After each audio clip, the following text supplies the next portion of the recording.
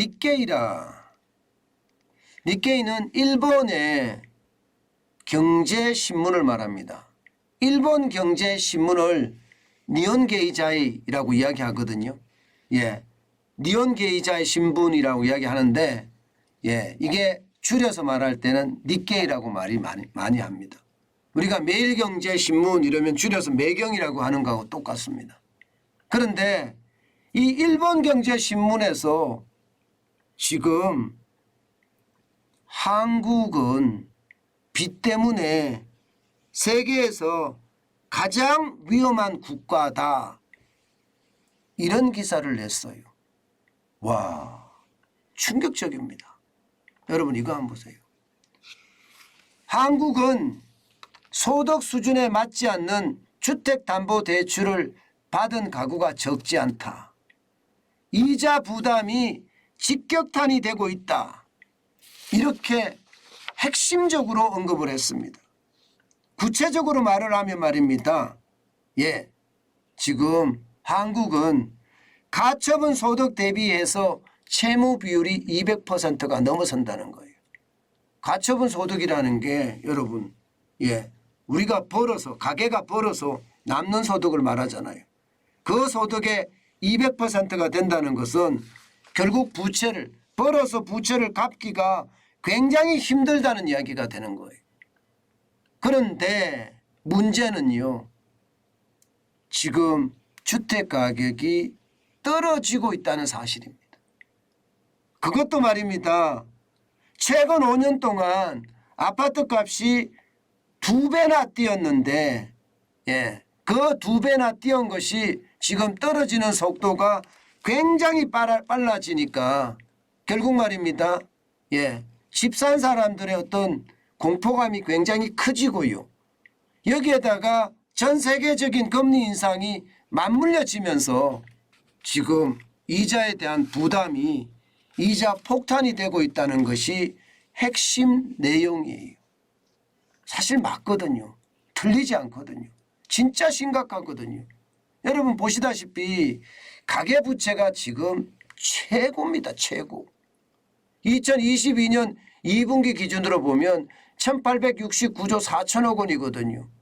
2017년 2분기에 1388조 3천억 원에 비하면 481조 1천억 원이 늘었고요. 퍼센테이지로는 34.65%가 늘어났습니다.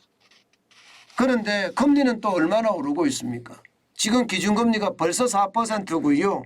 대출금리는요, 주택담보대출 고정금리가 고정금리만 하더라도 지금 7%가 다 넘어섰어요. 7%가. 그리고 주택담보대출 변동금리는 더 많이 올라가요. 이것도 마찬가지 7%가 다 넘어섰어요. 그러니 위험이 뒤따른다 이렇게 이야기하고 있는데, 최근에는요, 한국경제연구원이 지금 가중평균금리, 주택담보대출의 금리가 올라가면 올라갈수록 가계의 이자 부담은 엄청나게 늘어난다. 2022년 12월 기준으로 가중평균금리가 4.7%, 4.7%밖에 안 되는데도 12조 2천억 원이 늘어서 전체 이자 부담은 64조 6천억까지 올라간다 이렇게 이야기하잖아요. 게다가 2023년 내년입니다. 내년 12월에 가면 금리는 더 올라간다 이거예요. 5.06%까지 올라가서 이자 부담은 17조 4천억 원이 더 늘어나서 69조 8천억 원이 된다. 지금 니케이가 이야기한 게 틀리는 말이 별로 없습니다. 문제는 소득이 늘어나야 되잖아요.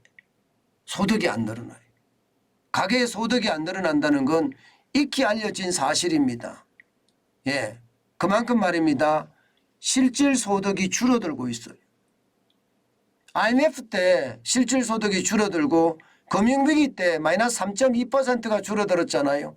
그런데 2022년 현재 2.8%가 줄어들고 있습니다. 그러니 니케이가 이야기하는, 쉽게 생각하면 가계부채의 폭발이 이제 머지 않았다 이런 이야기까지 하고 있는 거예요. 그만큼 심각하다는 겁니다. 아울러서 니케이는요, 세계 시장에 대한 부채에 대한 문제도 지적을 했습니다. 한국도 위험하지만 전 세계적으로도 지금 마찬가지다. 예, 지금 대한민국 같은 경우 두 번째로 말입니다. 가계부채 비율이 200% 수준이라고 이야기하지만 노르웨이 같은 경우는 200%를 훌쩍 넘고요. 호주 같은 경우도 200%에 가깝기 때문에 이게 결국 말입니다. 긴축 상황에서 그죠? 이자가 올라가면 모두가 위험해진다. 게다가 부채 비율이 높은 나라 비율로 더 심각해지는데 그중에서도 대한민국이 최고로 어려워질 가능성 굉장히 크다. 지금 이렇게 이야기하고 있는 겁니다. 실제 말입니다, 여러분. 예, 전 세계 집값이 떨어지는 거 사실이거든요. 우리나라도 지금 떨어지고 있는 거 사실이죠. 아마 앞으로 더 떨어질 거라고도 예상을 해요. 금리를 그만큼 올리기 때문에. 문제는 연끌한 사람들, 뭐 우리나라만 연끌했는 게 아닐 거 아니에요. 전 세계적인 추세였을 거란 말입니다. 그런데 그 추세까지 같이 합쳐졌을 때 예, 세계 경제는 어떻게 될 것인가. 점점 침체 국면으로 가지 않겠느냐 하는 게 일본경제신문의 분석이었고요. 여기에서 한 걸음 더 나아가서 대한민국의 상황은 안 그래도 부채가 많기 때문에 예, 이게 집값이 급락할 때 그 상황은 더 어려워질 수 있다. 이렇게 섬뜩한 경고, 예, 그런 경고를 하고 있는 겁니다. 그만큼 대한민국의 상황이 가장 어렵다.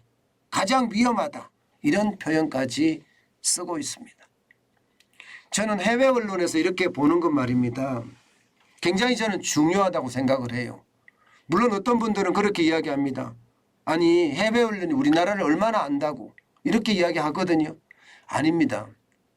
예상했던 것보다가 예, 국내에 대한 것을 굉장히 정확히 알 수가 있어요.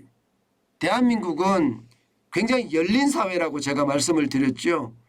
통계도 그렇고요. 예, 또 자본시장도 그렇고요. 굉장히 많이 열려 있습니다. 그렇기 때문에 외국인들이 한국에 대해서 분석하기가 굉장히 쉽습니다. 게다가 통계의 정확도도 굉장히 뛰어나고요.